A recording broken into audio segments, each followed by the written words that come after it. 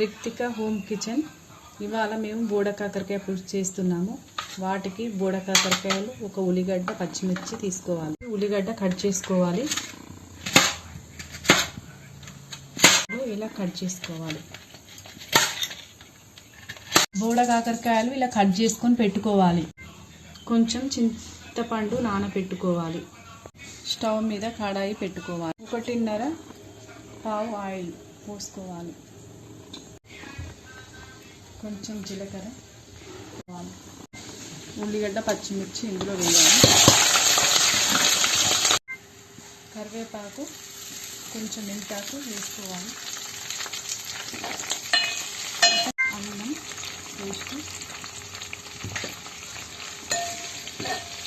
1 tea spoon పసుపు, ఇందులోనే బోడ కాకరకాయలు వేసుకోవాలి. ఇలా కలుపుకోవాలి. 5 మినిట్స్ మూత పెట్టుకొని ఉంచుకోవాలి. 1 నిమిషం మూత తీసుకొని మళ్ళీ అలా పెట్టుకోవాలి. దీనిలో ఒక 2 స్పూన్ల కారం,